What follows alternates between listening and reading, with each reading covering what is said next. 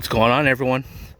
I just did the lower unit oil change, the engine oil change on both motors, the 99 Kicker and the 250 Honda. And I figured when I did that, it's been about 3 months. I've been using this off and on almost every weekend. And I got some more feedback for you guys, people who were interested in the Stabicrafts as a boat manufacturer, the 2250 as the model. Hopefully I got some more updates for you guys to help you with your decision, or if you own one already, maybe I got something that might help you with your current boat or one that's on order, something for you to talk to your dealer about. So let's start with the trailer, because I'm very happy with the trailer. It's an easy loader, tandem axle. The spacing is perfect.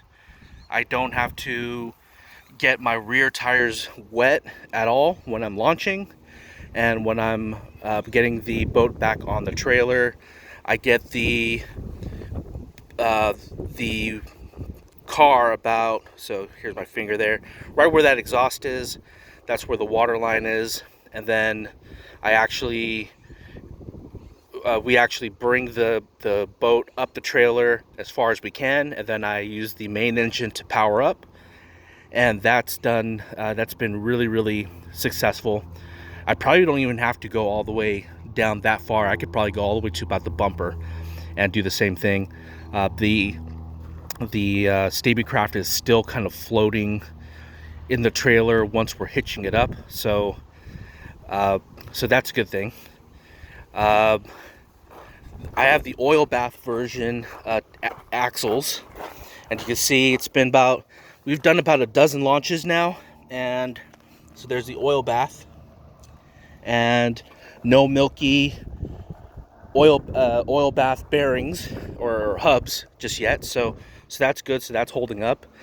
And I actually thought that these were torsion axles, leaf spring axles, but they're actually torsion, the torsion type springs, and I was really happy with that. I think those last a lot longer. Speaking to a number of different people, a couple of them are charter guys, and they haul their boat around all over the place and launch in different locations, and that's all they will use. They will not use the leaf spring version axle. So that's something that I would probably recommend myself, having had a trailer with leaf springs for my Grady, and I ended up having to change those out maybe once every couple years. They just rust to hell, and they just don't last. So torsion type suspension, oil bath. I have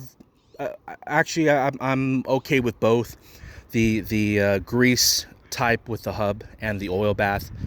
I guess when I finally do the change, or when I have to change the bearings and stuff, we'll see how easy or hard that is, and at that time I'll do another video and give better comments. But for now, I'm happy with the version that I got. So I think that's all for the trailer. I don't think I need hydraulic braking. I think the setup I have now is just fine for what I do. I don't think the extra few $1,000s is gonna help there. I think the actuator there and the 4 disc brakes in the back, I think, are sufficient for this size boat. So I don't think you need to go bigger. Now, if you're going down some hills, you're going, I have a friend who's got a 2250.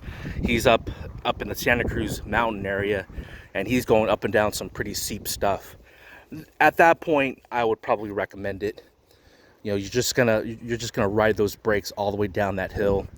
There's no real good way of getting around that, because the trailer's constantly pressing up against the actuator of that solenoid there, and shooting brake or hydraulic fluid to the brakes. So there's no way around that other than the hydraulic, electric over hydraulic steering system. All right, let's go to the boat now. Radar. I absolutely recommend the 4-degree wedge underneath the radar. If you're using the standard offshore bracket that comes with the Stabicraft, when you get that option, I think I get better targets, 360 degrees around the boat. I think it was a little too angled forward because it's sort of parallel with the top line of the boat there, and I think that 4-degree wedge really kind of balances it and it makes it more sea level. And I think that helped me with targets, and I think that's just something that maybe even Stabicraft should change in the future, is make that bracket angled a little bit. So all right, so let's go to the engines. The rub rail is holding up for me anyways at this point. I know a lot of people have gone comments about that theirs came off. Mine hasn't yet. The paint, I've made comments about that. This sticker here, you can see here, there's a little chip there. The paint is not very good. I'm hearing rumors that maybe it was a batch and they were using too much thinner or something of that sort. I don't know. I don't want to speculate. But anyways, my boat, the chips are starting to form after about a half a dozen to a dozen trips out, and that's kind of unfortunate, but I guess that's why wraps are invented, so that you can wrap the boat later on eventually.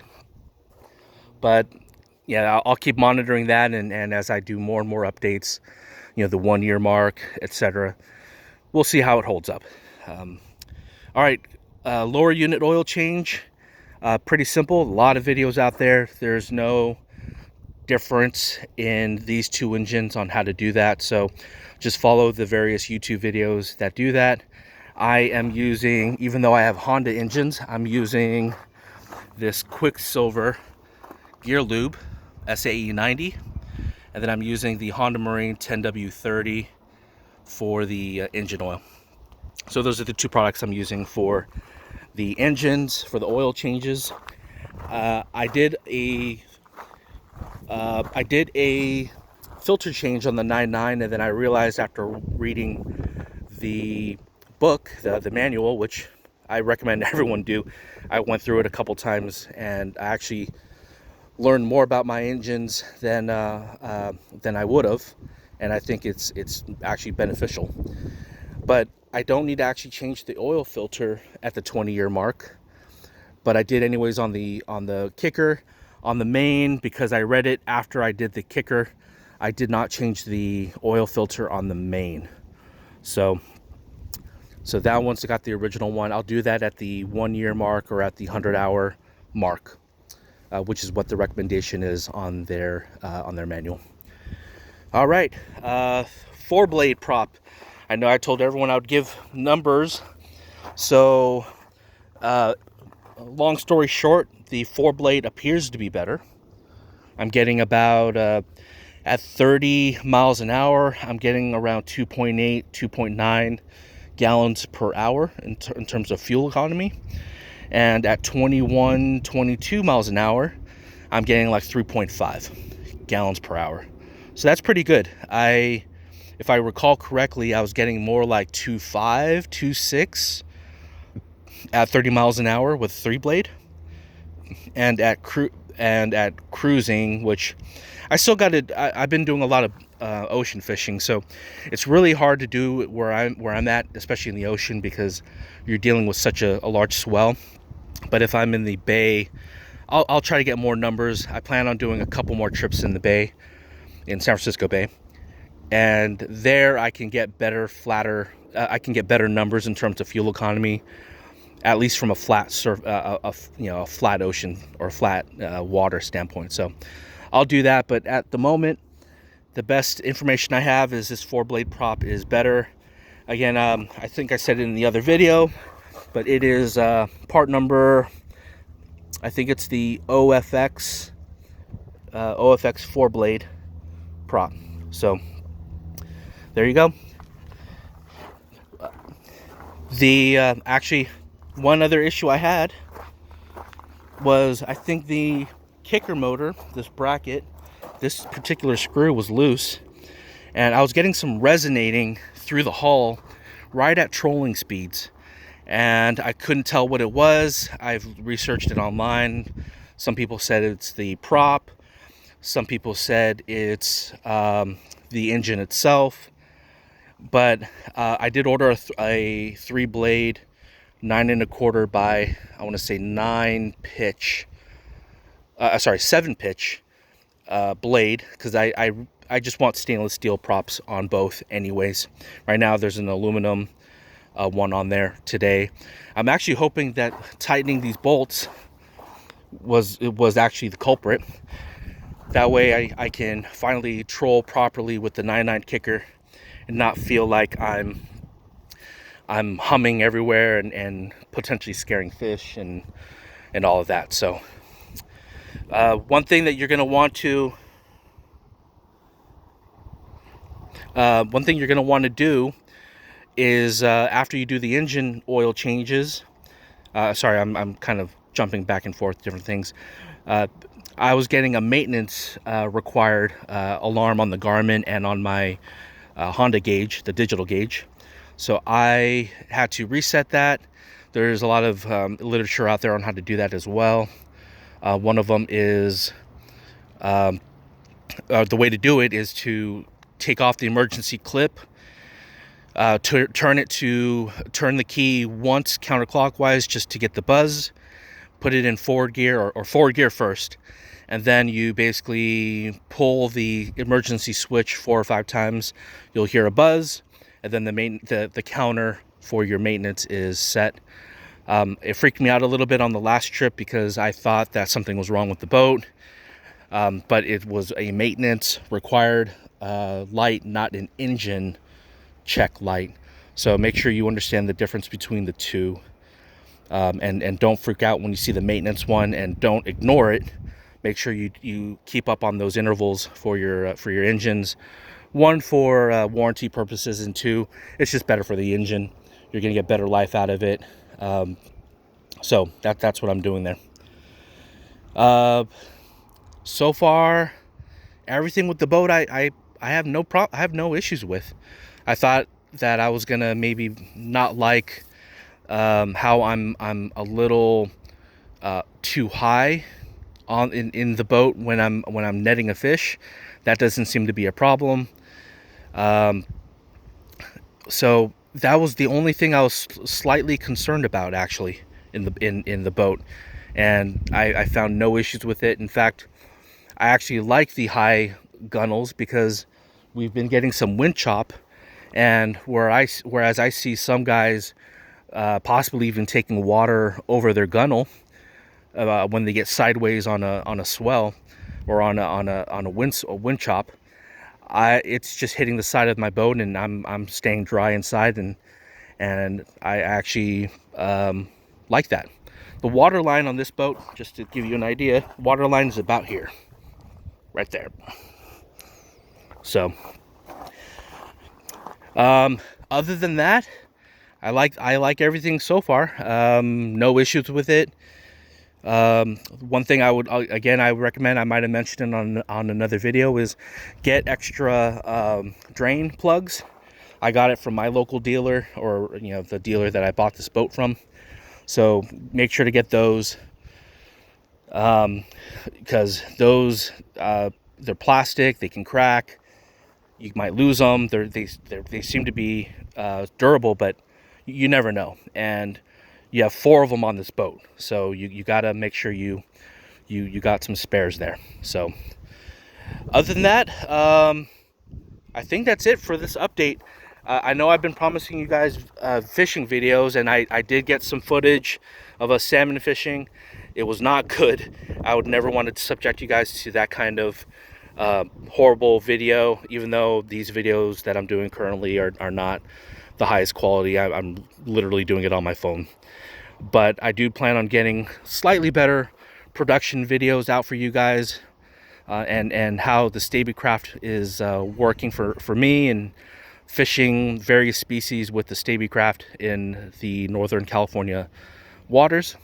So you'll see those coming up soon. I got a lot of salmon, a lot of halibut, rock fishing, and hopefully when those big bluefin show up, hopefully I got a big bluefin coming over the rail, and you guys will be a part of it. And I'm excited. I've never felt so safe in a boat like this before. This definitely rides better than a Hughes Craft. Definitely has less sound. I would recommend the what do they call those? The foam-filled pontoons. I do feel like when we're drifting or we're at a slow troll, the noise coming through the hull is much less than, say, Hughes Craft or Duckworth. I've been on both, and definitely the sound coming off the hull is better. I've even had a guy, speaking of the boat while you're drifting or trolling, a guy yelled out to me and asked me if I had a Seakeeper on this boat, which I told him no. And he mentioned that the boat looked super stable on the water and it looked like I had a Seakeeper. So take that for what it's worth. That wasn't me. That was someone else on the water who saw us trolling alongside him. He was in a center console type boat, and he was rocking and rolling, and my dad and I were sitting pretty comfortable in the Stabicraft. And I'm not sure if it's the large chines or the design itself, but in a drift or in a slow troll and a wind chop type swell, this boat was doing quite well. So again, take that for what it's worth. Other than that, I'm gonna end this video pretty soon. If you have any questions, give me a comment in the comment section. Subscribe if you want to see more content about this particular boat or fishing on this particular platform. Thank you for watching, and see you guys soon.